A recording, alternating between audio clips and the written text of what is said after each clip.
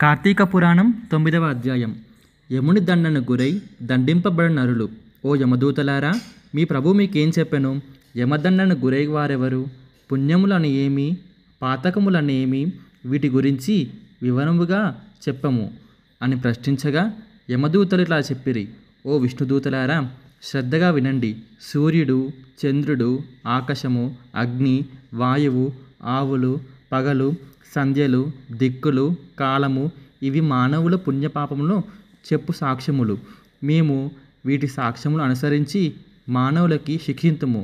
మేము వేదశాస్త్రం దూషించుచు స్వేచ్ఛగా తిరుగుచు సాధు బహిష్కృతుడైన వానిని, గురువు గానిని, బ్రాహ్మణుని గానిని, రోగిని గాని పాదములతో తన్నువానిని, తల్లిదండ్రులతో తగులాడువానిని, జంతువులతో హింసించువానిని, కులాచారము వదిలేవానిని, పరుని భార్యతో రమించువానిని, ద్రవ్యం తీసుకొని సాక్ష్యం చెప్పువానిని, నేను దాతనని చెప్పుకున్నవానిని, మిత్రద్రోహము చేసిన వానిని, ఇతరులకు అపకారం చేయువాడిని, ఇతరులు తనకు చేసిన మేలు మరచువానిని, వివాహము చెరుపువానిని, ఇతరుల సంపదలు చూచి అసూయపడువానిని, పరుల సంతానం చూచి దుఃఖింపువాడిని, కన్యాశుల్కం వలన జీవించువాడిని, వడ్డీ వ్యాపారము చేసి జీవించువానిని, చెరువు గాని, బావి కానీ, కాలువ కానీ నిర్మించువారికి అడ్డుపడి మాన్పించువానిని, నిర్మించిన చెరువులని మొదలగు వాటిని చెడగొట్టువానిని, మాతాపితరులు శ్రాద్ధము,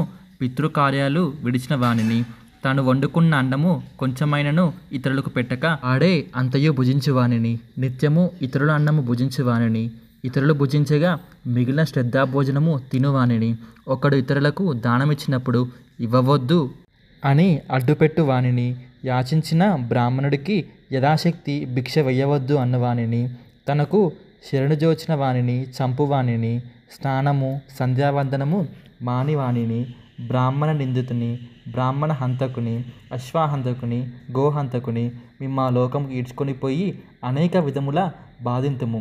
ఆ అజామీలుడు బ్రాహ్మణ జన్మ పొంది దాసి సాంగిత్యము చేసి పుట్టినది మొదలు చచ్చినంత వరకు అనేక మహాపాపము చేసినాడు.